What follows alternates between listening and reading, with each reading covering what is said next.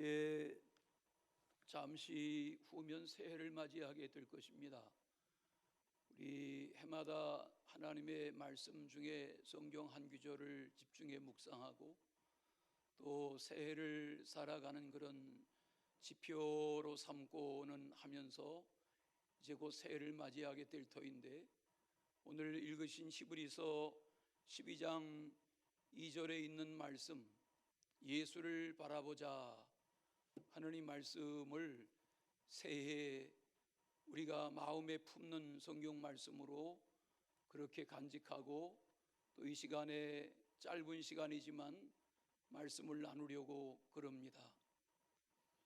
신앙생활은 하나님을 바라보고 예수님을 바라보는 생활입니다.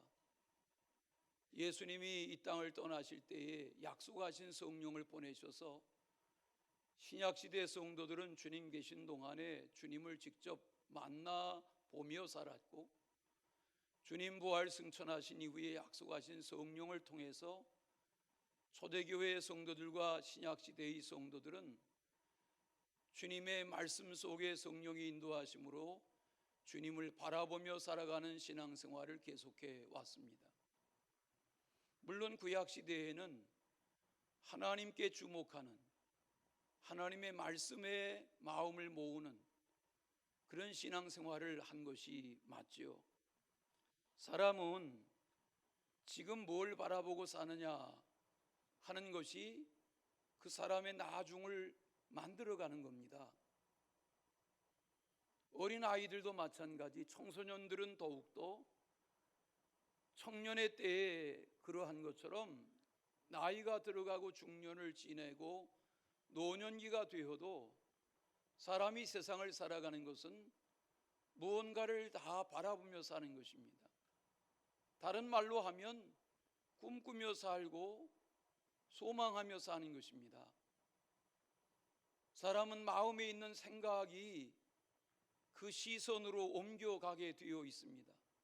입의 말이 그러한 것처럼 사람은 똑같은 것을 봐도 무엇을 보느냐 하는 것은 자기의 관심사를 보기 때문에 그런 겁니다. 우리는 창세기 5장의 에녹을 압니다. 거기에 많은 사람들의 죽음을 이야기하는데 누가 아들을 낳고 몇 년을 살다가 죽었다, 그런 기록이 수없이 많이 나오는데 한참 읽다 보면 에녹 이야기가 나옵니다. 에녹이 65세의 아들 무드셀라를 낳고 그 후에 300년 동안 하나님과 동행하였더라. 하나님이 죽음을 보지 않고 에녹을 하나님의 나라로 데려가셨더라, 이렇게 말합니다. 65살에 에녹이 무드셀라를 낳기 전에는 하나님 신앙이 불분명했던 것 같아요. 그런 저가 무드셀라 낳던 해에 무슨 하나님 임재를 체험했는지는 설명하지 않지만 아들을 낳은 이후에 하나님을 떠나지 않고 하나님과 동행하며 그의 나중생에 300년을 살았다 하는 것은 에녹이 이전에는 세상 바라보며 살았지만 하나님의 은혜를 체험한 이후에는 하나님 바라보며 살았다 하는 거죠. 오늘 히브리서 12장을 펼쳐가지고 계신데, 히브리서 12장 말씀에 11장 말씀의 5절에 보면 에녹은 하나님을 기쁘시게 하는 자라는 증거를 받았다 그랬어요. 에녹이 하나님을 기쁘시게 했다는 말이 뭘까요? 하나님에게서 시선을 돌렸다면, 세상으로 되는 대로 막 살았다면 어떻게 하나님의 기쁨이 될 수 있었을까요? 그 하나님을 기쁘게 하며 살았다는 말은 하나님을 바라보며 산 거죠. 맞이할 새해 그동안도 그렇게 살아오신 것처럼 하나님을 바라보고 주님을 바라보고 예수님을 바라보고 하나님의 하시는 일을 주목하고 하나님 안에서 이루어져 가는 일을 바라보며 사는 그런 은혜의 사람들이 되시기를 바랍니다. 이게 에녹이 동행했다는 말은 하나님에게 시선을 집중했다는 것입니다. 사람은 자기의 관심사가 눈에 보이는 겁니다. 어디 낯설은 도시에 여행을 가고 낯설은 나라에 여행을 가도 보고 오는 것이 다 사람들마다 다릅니다. 기억에 남는 것이 다릅니다. 왜? 관심사에 따라서 보는 것이 다르기 때문에 그렇습니다. 예수님을 바라본다는 말은 오늘 이 본문 말씀에 영어로 보니까 시선을 예수님에게 픽싱하는 거다 그랬어요. 예? 픽스한다는 말은 영어를 모르는 할머니 권사님들도 아시잖아요. 예수님에게 마음을 시선을 고정하는 것이라 말해요. 어떤 경우에 시선을 고정하나요? 우리 어렸을 적 여름방학 숙제 중에는 곤충을 채집해 오는 숙제가 있었어요. 그러면 곤충을 채집하기 전에 밀로다가 집을 져요. 밀집을 져요. 최대한 멋지게 져요. 베베 꼬아서 아름답게 져요. 그래서 무슨 말인지 못 알아듣는 애들이 있겠지만 우리 때는 그렇게 했어요. 그리고 잠자리를 잡으러 뛰어다녀요. 메뚜기 방앗개비 잡으러 뛰어다녀요. 나비를 잡으러 뛰어다녀요. 여러분, 곤충을 채집하는 순간에는 시선이 그 곤충에 집중되는 겁니다. 다른 생각하지 않습니다. 거기에만 시선을 집중하는 겁니다.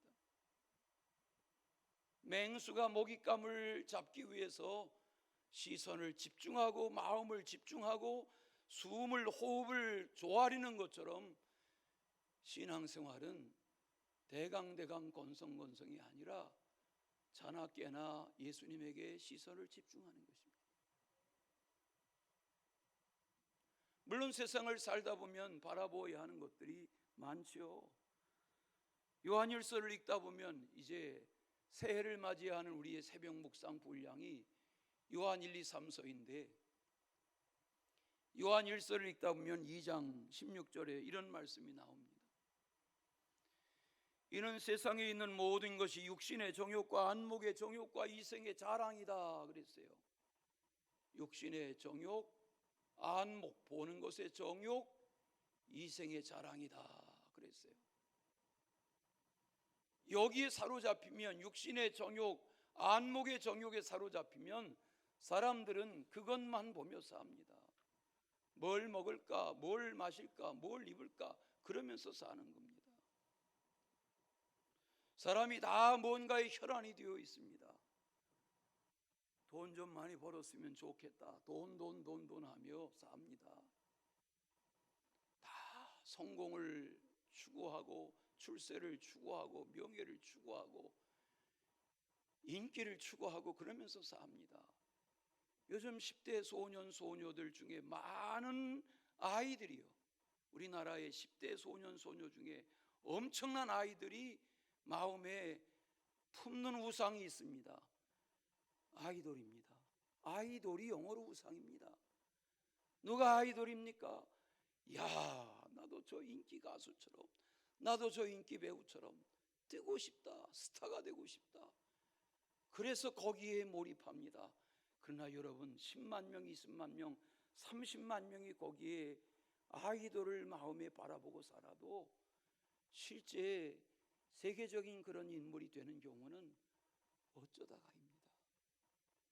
다 우상에 사로잡혀 삽니다. 제가 이가 이상이 생겨서 아주 오랜만에 단골 치과에 다녀왔습니다. 어제 동대문에 단골 치과, 20년 단골 치과가 있습니다. 우리 조현철 닥터 미안해요. 난 거기가 단골이야, 20년. 그래 다녀오는데 종로 6가에서 종로 5가 쪽으로 이렇게 버스 타려 내려오는데 거기에 로또 가게가 있어요. 사진 찍어 왔어요. 1등 17번, 2등 125번 당첨자가 나온 로또 가게래요. 지금 저 밖에 있는 사람들 말고 저 가게 안에 들어간 사람까지 하면 20여 명이 줄을 섰어요.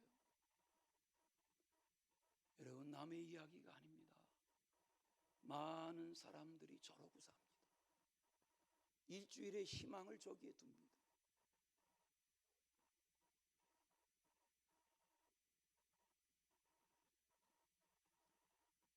올 한 해 뭘 바라보며 사셨습니까? 물론 학생들은 교과서 들여다보며 살았겠지요. 그러나 많은 사람들이 올 한 해 다 돈, 재화를 마련하는 일에 거기에 집중하며 삽니다. 긴 시간 계속 모니터 앞에 주식의 시선을 빼앗기는 이들도 있습니다. 나쁜 건 아닙니다. 그러나 여러분 자기의 스스로를 점검해 보십시오. 나는 24시간 365일 뭘 바라보며 살아왔나? 하나님이 우리 가운데 은혜를 베풀어 주시기를 바랍니다. 우리 지난해 여기 표로 세웠던 디모데 전서 4장 16절에 이 일을 계속하라 하는 그 말은 영어 표현에 보면 인내하라는 뜻이 담겨 있습니다. 계속한다는 말은 인내하는 겁니다. 계속한다는 말은 참는 겁니다. 오늘 이 정도 말씀을 묵상하고 다시 새해 맞아서 좀 더 말씀을 묵상하려고 그러는데, 오늘 읽으신 히브리서 12장 1절과 2절을 보십시오. 1절에 보면 인내해야 된다. 2절에 보면 참아야 된다.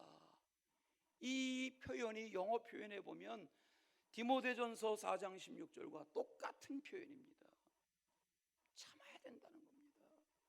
예수님도 십자가의 고난을 참으시고 나중 부활의 영광을 위하여 견디신 것입니다. 좌편 강도의 조롱을 참으신 것입니다. 우편 강도는 예수님을 알아보았습니다. 그러나 좌편 강도는 아주 지근거리에 십자가에 달리신 하나님의 아들을 몰라보았습니다. 조롱했습니다. 욕했습니다. 구원의 똑같은 기회에 두 사람이 다 강도였지만 한 사람은 예수님을 알아보았고 예수님으로 인하여 낙원의 구원에 초청받은 자가 됐습니다. 그러나 그 절대절명의 마지막 운명의 순간에 좌편 강도는 몰라봤습니다. 인생은 바라보는 것으로 결정되는 겁니다. 신앙은 바라보는 것입니다. 맞이할 새해 주님에게 시선을 집중하고 주님의 언약의 말씀에 시선을 집중하고 주님의 기대하심에 마음을 모으는 그런 새해 맞이가 되시기를 축원합니다. 우리 301장 찬송을 부르시면서요, 조용한 기도를 하며 이제 곧 다가올 새해를 준비하겠습니다.